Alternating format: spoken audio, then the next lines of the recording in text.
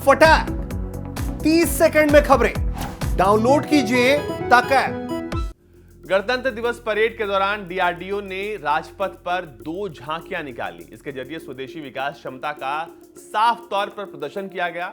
इन झांकियों में एलसीए तेजस के लिए स्वदेशी रूप से विकसित सेंसर, हथियार और इलेक्ट्रॉनिक्स युद्ध प्रणाली का सूट और भारतीय नौसेना की पनडुब्बियों के लिए विकसित वायु स्वतंत्र प्रणोदन प्रणाली यानी कि एआईपी को दर्शाया गया। ये प्रणाली सैन्य क्षमताओं को मजबूत करते हुए आत्मनिर्भर भारत को बढ़ावा देगी और उसका साफ नजारा आज राजपथ पर देखने को मिला।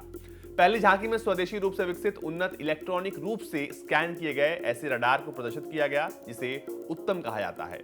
पायलट को जागरूकता प्रदान करने के लिए उत्तम रडार अत्यधिक कॉम्पैक्ट और मॉड्यूलर अत्याधुनिक सेंसर है। इस रडार को बेंगलुरु स्थित इलेक्ट्रॉनिक्स प्रयोगशाला में विकसित किया गया है। इसके अलावा चौथी पीढ़ी के एलसीए यानी कि लाइट कॉम्बैट एयरक्राफ्ट तेजस की क्षमताओं की ओर बढ़ाने के लिए 5 अलग अलग हवाई लॉन्च किए गए हथियार और एक इलेक्ट्रॉनिक वॉरफेयर जैमर को शो किया गया।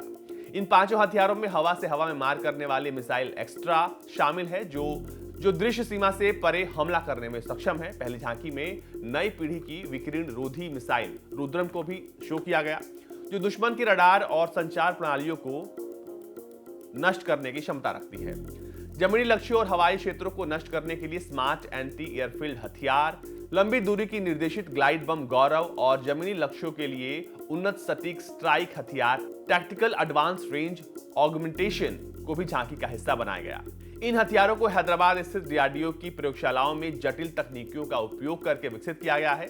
तेजस को एडवांस सेल्फ प्रोटेक्शन जैमर से लैस किया गया है जिसे अधिग्रहण रडार, अग्नि नियंत्रण रडार, विमान रोधी तोपखाने और हवाई मल्टीरोल रडार से सुरक्षा प्रदान करने के लिए डिजाइन किया गया है। हैदराबाद में इलेक्ट्रॉनिक प्रयोगशाला में विकसित ये जैमर एलसीए को इलेक्ट्रॉनिक युद्ध क्षमता देता है, साथ ही उसकी जो क्षमता है उसको और ज्यादा बढ़ा देता है। डीआरडीओ की जो दूसरी झांकी थी उसमें भारतीय नौसेना की पनडुब्बियों के लिए खास तौर पर पानी के भीतर ज्यादा देर तक काम करने के लिए एआईपी प्रणाली को जो है वो देश के सामने रखा गया। एआईपी प्रणाली स्वदेशी रूप से विकसित ईंधन से चलने वाली है जिसमें ऑनबोर्ड हाइड्रोजन जनरेटर है। ये दुनिया में सबसे उन्नत एआईपी सिस्टम में से एक है जहां ऑनबोर्ड बिजली उत्पन्न करने के लिए ईंधन सेल टेक्नोलॉजी का उपयोग किया जाता है। एआईपी सिस्टम पारंपरिक डीजल इलेक्ट्रॉनिक पनडुब्बियों की तुलना में पनडुब्बी को लंबे समय तक अंदर डूबे रहने की क्षमता देती है। एआईपी सिस्टम को प्रोजेक्ट 75 की पनडुब्बियों में लगाया गया है। डीआरडीओ का यह सिस्टम लगने से पनडुब्बी को बार-बार सांस लेने के लिए समुद्र की सतह पर नहीं आना पड़ेगा, यानी कि अब पनडुब्बी ज्यादा देर तक पानी के भीतर रह सकती है। यह तकनीक दुनिया के बहुत ही कम देशों के पास उपलब्ध है और अब भारत का भी नाम उन देशों में शामिल हो गया है क्योंकि एआईपी अब भारत की पनडुब्बियों में भी लगेगा और लग रहा है।